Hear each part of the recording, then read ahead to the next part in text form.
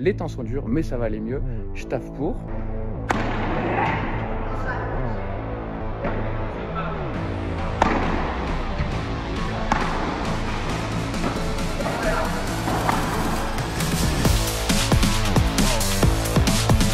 la team, nouvelle vidéo et nouveaux cheveux. Attention, j'ai coupé cheveux mi-courts, c'est rare, c'est nouveau, mais on n'est pas là pour parler de ça. Nouvelle vidéo pour parler de mon installation à Madrid, un entraînement décrypté de la série Je deviens fort. En ce moment, c'est plutôt je veux retrouver mon niveau, je suis dans le dur. Du coup, pourquoi ce changement? Pourquoi je suis parti à Madrid? C'est parce que la coloc des Dalton s'est dissoute, chacun a pris sa route parce que choix personnel, pas d'entraînement. Jus, par exemple, qui est parti vivre avec sa copine Carla, ce qui est tout à fait logique. Mais bref, chacun a pris sa route et il se trouve que Dylan allait à Madrid. Moi, j'étais content de ce qui se passait à Barcelone. Je suis fan du coach qui est là-bas, Pablo Weima. Mais par contre, les entraînements, les cours collectifs, tout ça, prouvaient que le niveau était pas si dingue, qu'on pouvait avoir mieux.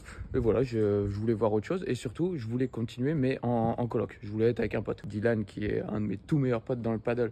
Du coup, je combinais tout ça, c'était parfait. Du coup, je me suis dit, je vais à Madrid. Je sais pas dans quelle académie je vais. Dylan, lui, allait pour sûr dans l'académie où est Thomas Legg. Du coup, l'académie CEPAC, tenue par Mati Diaz et Gaston Malacassa, deux anciens joueurs. Mati Diaz qui a été 2 mondiales, je crois. Gaston, surnommé Gâteau, qui a été 20, un truc comme ça, qui a entraîné Mati. Puis voilà, du coup, une grosse académie et surtout avec un plateau de joueurs monstrueux, avec quasi 10 mecs plus forts que moi. Du coup, voilà, monstrueux en termes de volume. Et puis, une autre approche peut-être du paddle. Moi, je sentais que je commençais à bien jouer. Mon jeu était en place. Et que voilà, il fallait que je passe le capot dessus. J'arrive pas à battre les mecs 110, 120 mondiaux parce que j'en ai pas joué beaucoup. À l'entraînement, je m'entraînais pas trop avec ces mecs-là. Du coup, forcément, quand j'arrive en match contre ces mecs, c'est assez dur.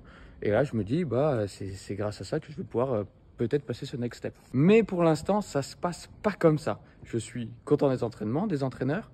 Mais en termes de niveau, ça se passe pas du tout comme ça. Vous allez voir que je change pas mal de choses dans mon jeu. Je me suis posé beaucoup de questions, période un peu moisie, des défaites dures. Du coup, je me suis beaucoup remis en question, mon jeu, moi-même, etc. Et au final, qu'est-ce qui en résulte? Sous confiance.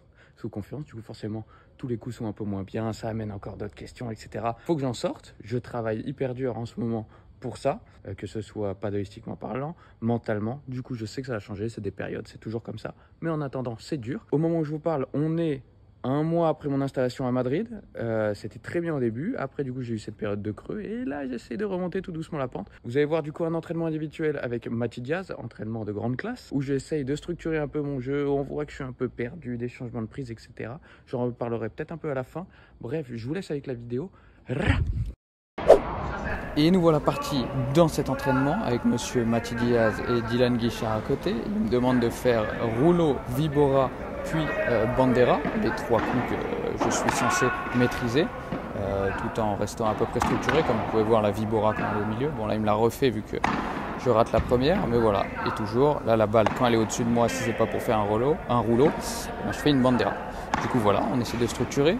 On était en fin d'entraînement. En fait, on avait déjà fait le cours collectif avant et on avait demandé à faire du rab avec Dylan. Ça, c'est ce qui est vraiment cool à Madrid, c'est qu'on peut demander après l'entraînement est-ce qu'on peut avoir un peu de panier ou ce genre de choses pour travailler. Et du coup, il me dit de jouer tout croisé. Franchement, le rouleau, ça a à peu près de la gueule ce que je fais. La vibora, c'est pas mal. J'ai besoin de sauter, c'est le seul problème que j'ai. Mais là, bandera très bien parce que voilà, c'est le coup naturel. Le rouleau passe bien. Et après, voilà, il faut juste réussir à être assez régulier. Moi, là, le problème sur la vibora, comme on peut voir, c'est si je saute pas, vraiment, dès que je saute pas, je suis en galère. Donc voilà, c'est juste ce petit saut. Là, en soi, je suis pas obligé de sauter, mais ce petit saut, c'est ce qui me permet de m'équilibrer. Chacun un peu à sa nature pour travailler. Et généralement, quand on apprend un coup, on essaie quand même de la prendre les pieds au sol. Là, on voit que je la prends un peu trop basse, la balle. Et comme vous pouvez voir, bandera, coup naturel, pour le coup, je pense que je fais vraiment très peu de fautes en bandera. Mais par contre, je la prends assez basse. Il faudrait que j'arrive à prendre la balle un peu plus haute. Et donc voilà, on a fait ce premier jet. Faut se rappeler que la vibora, pour moi, c'est pas quelque chose de naturel. Du coup, forcément, on essaye un peu de voir. On est à tâtons. Et là, Mati vient me voir et me dit, bon, les man, faut que tu changes complètement ta prise sur ta vibora. Faut que tu ouvres de dingue ta prise pour le rouleau, mais aussi pour la vibora. Faut que tu gardes la même. Là, il me dit ça. Pour le rouleau, moi, ça me semble logique. enfin ça me va, sans problème pour donner plus de lift, je comprends. Pour la Vibora, j'entends, mais par contre c'est vraiment pas naturel et je me demande comment je peux réussir à toucher la balle. Et il me dit aussi de mettre la raquette complètement derrière la tête avec le coude assez haut. Et là, ça aussi, c'est pas naturel du tout. Du coup, on va voir ce que ça va donner. Alors, regardez, on voit que je relève encore un peu la tête de raquette à la fin. Là, il me dit tu peux y aller encore plus. Ok, le résultat est pas mal par contre. C'est pas si mal. On voit que je suis obligé de jouer assez fort. Par contre, j'arrive pas à contrôler. Avec les appuis au sol, je prends la balle un peu basse. Et là, regardez, il me dit de directement mettre la raquette en bas parce qu'à chaque fois, je la remonte un petit peu. Et franchement, c'est pas si mal parce que du coup, je mets plus d'effet, je prends la balle un peu plus sur ma droite. Du coup, j'obtiens plus ce slice de la Vibora. Et j'ai l'impression que j'ai ma hanche qui passe un peu mieux. Du coup, forcément, on y va à tâtons, il y a des conneries là-dedans. Mais honnêtement, ça part pas si mal. Juste au niveau des sensations, je vous le dis, sur le coup, c'était pas naturel du tout. Qui plus est, il me demandait de ne pas sauter pour bien sentir le geste. Du coup, on rajoute un truc qui n'est pas naturel chez moi. C'était très compliqué.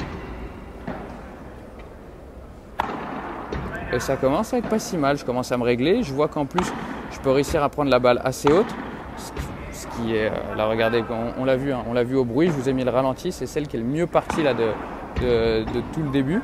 Et on sent vraiment, on a entendu le petit bruit d'effet là bien slicé et elle n'est pas partie particulièrement vite, mais on sent que c'est elle que j'ai très bien travaillé.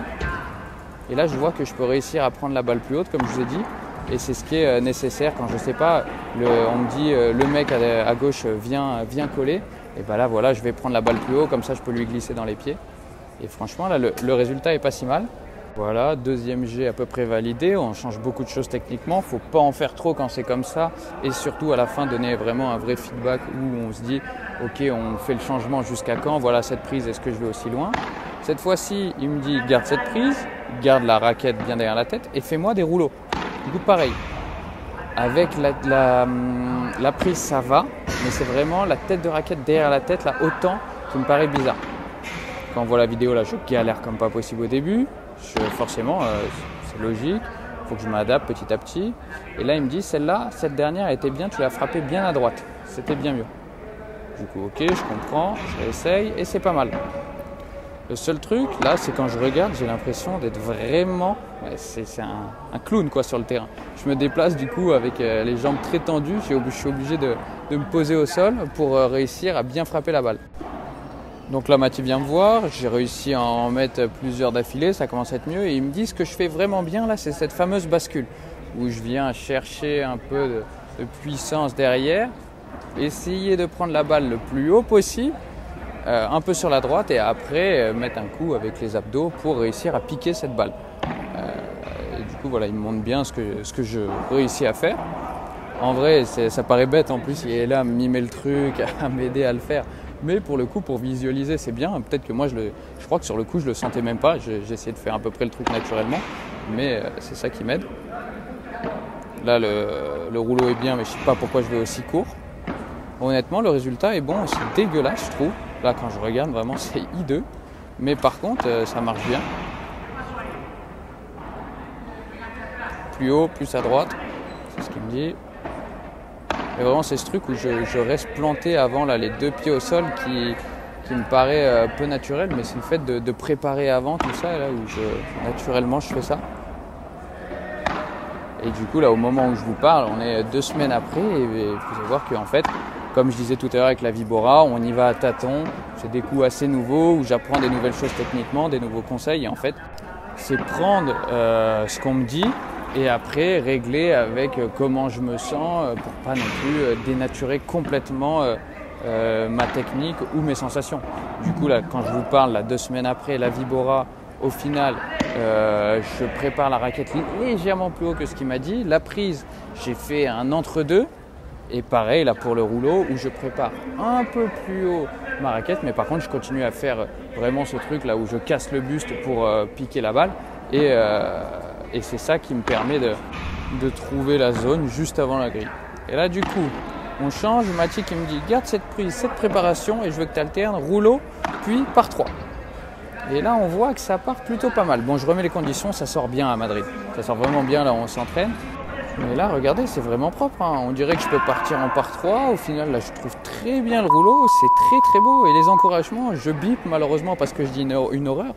Mais c'est bien, là, le par 3 qui sort tout seul. Et puis regardez, surtout, il va beaucoup vers la droite avec cette prise. Ça sort beaucoup mieux en kick et tôt vers la grille. Et du coup, c'est dur à jouer. Je vais l'expliquer, je crois, un peu plus tard.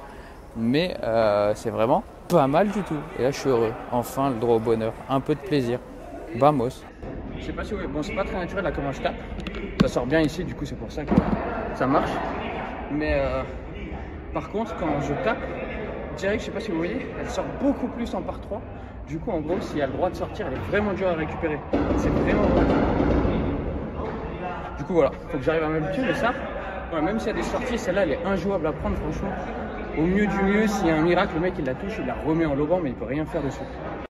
Voilà, fin de cet entraînement. Du coup, j'ai pas tant coupé pour vous montrer un peu comment ça se passe, les fautes, tout ça, pourquoi je doute, les petits changements qu'il y a eu. Là, c'était une séquence environ de 15 minutes d'entraînement sur 1 heure où j'ai quasi tout laissé. Du coup, comme vous pouvez voir, j'essaye de structurer mon jeu. Qu'est-ce que je dois faire à l'avenir? Moi, comment je vois les choses? Avant, je faisais au-dessus de la tête que des banderas ou poussettes. Et sinon, je tapais. Je pouvais pas faire de vibora parce que c'est un coup qui n'est pas naturel pour moi. Kick grille, je l'ai pas très bien. Je suis petit, du coup, ça aide pas. Mais bon, pas une raison. Normalement, je peux y arriver. Et puis voilà. Et du coup, je me retrouvais à faire soit poussette bandera ou taper. Et là, du coup, j'essaye de changer. Il y a un moment, je me suis dit, bon, allez, je vais faire que des vibora et des kick gris et taper. Mais du coup, je perds cet ADN où j'étais vraiment bon en bandera ou juste toucher la balle. Et du coup, le résultat final, c'est j'en bougerai plus. J'ai annoncé trop de trucs, je fais ça.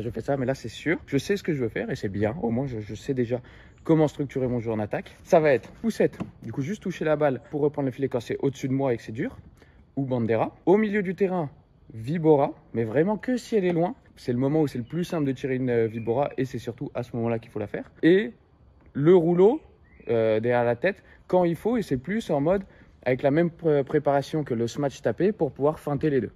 Mais voilà, et limite je peux encore garder même ma petite poussette que je fais, je sais pas si vous voyez comme ça là à la grille qui marche très bien. En gros, je voulais tellement changer de choses parce que ça me faisait chier quand les mecs me lobaient haut et collaient le filet, je savais pas quoi faire et au final, je voulais changer des coups, mais même avec les coups que j'avais avant ou quoi, il y a quand même moyen de s'en sortir, mais juste pas avec d'autres coups, mais juste en variant la hauteur de frappe, prendre un peu plus haut, varier la zone où je vais jouer. C'est facile à dire, mais par contre, là, du coup, je commence à voir, c'est plus structuré, et là, j'ai juste à taffer dans cette direction. Et puis voilà, pareil, facile à dire, dur à faire, mais au moins, je vois la direction, et je pense que là, pour le coup, je vais pas bouger. Et là, pour le coup, je changerai pas de direction là, sur comment je veux jouer.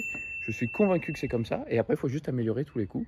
Et puis voilà. Du coup, forcément, quand je vais commencer à structurer encore plus mon jeu, et savoir exactement ce que je veux faire, le niveau va revenir petit à petit, la confiance, les matchs, et puis tout va ensemble. Et après, c'est un cercle vertueux et non vicieux. J'espère que ça se dit.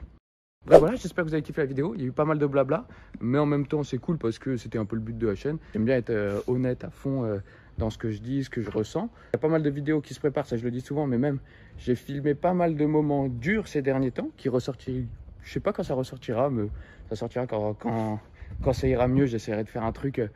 Peut-être un truc à la fin de l'année ou voir l'évolution mentale du truc. Bref, voilà, toujours dans une démarche d'honnêteté, de partager un peu le quotidien d'un joueur pro parce que c'est pas si simple au final, même si on est très chanceux de faire ça. Les temps sont durs, mais ça va aller mieux. Je taffe pour et je mérite de bien jouer parce que je fais très bien le travail.